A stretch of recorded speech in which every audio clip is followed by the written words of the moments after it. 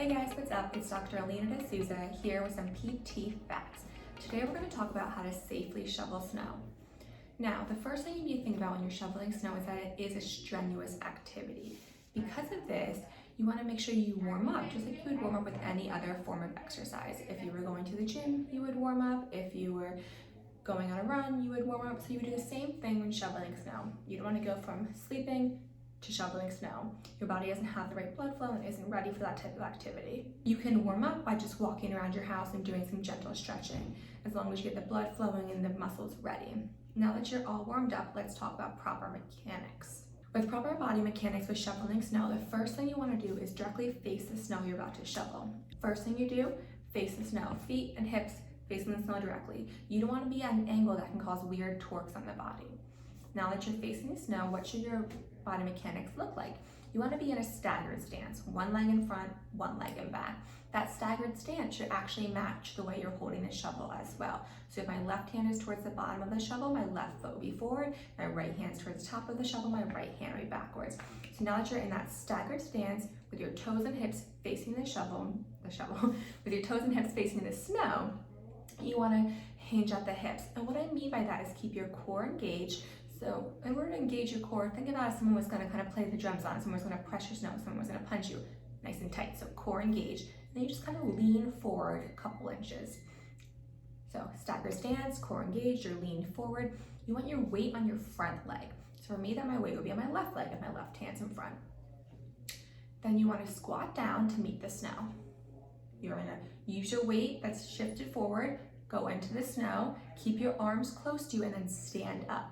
And when you stand up, you want to make sure the shovel's close to you and that you're pushing through your legs. You're not kind of standing up like that. You're not using your back muscles. That's how you often get that back strain when you're shoveling snow. So you're pushing through your legs and just standing straight up, keeping the shovel close to you. Now that you're standing with the snow at the end of the shovel, you want to place it somewhere. You don't want to just throw it over your shoulder haphazardly or kind of twist your spine and throw it that way. That abrupt, jarring movement can cause pain. So we don't want to do that. What you want to do is pick an area that you're going to place all your snow in. Say my area is to the right of me. I'll turn my feet, my hip, my whole body to face that area, just like you did at the beginning when you were picking up the snow, and I'll dump it there. So that's how you successfully shovel snow. Let's review it one more time. So step 1, face the snow. Toes, hips, everything facing it. Step 2, staggered stance. One leg in front, one leg in back. That staggered stance should match how your hands hold the shovel. Step 3, core engaged and hinge at the hips. Step 4, squat down with your legs, keeping your weight in your front leg. Step 5, with your weight in the front leg and your core engaged, push into the snow. Step 6, go ahead and stand up, which you're pushing through your legs. You don't want to be standing up using your back muscles. You want to just be pushing through your legs, keeping your hands close to you. That's proper lifting mechanics. Now that you're standing, you want step 7 to dump the snow. You want to make sure you go ahead and face wherever area you're going to dump the snow at. Turn your feet and hips, whole body to face that area. Then you place it down. You do not twist. So those are the easiest steps to shovel snow.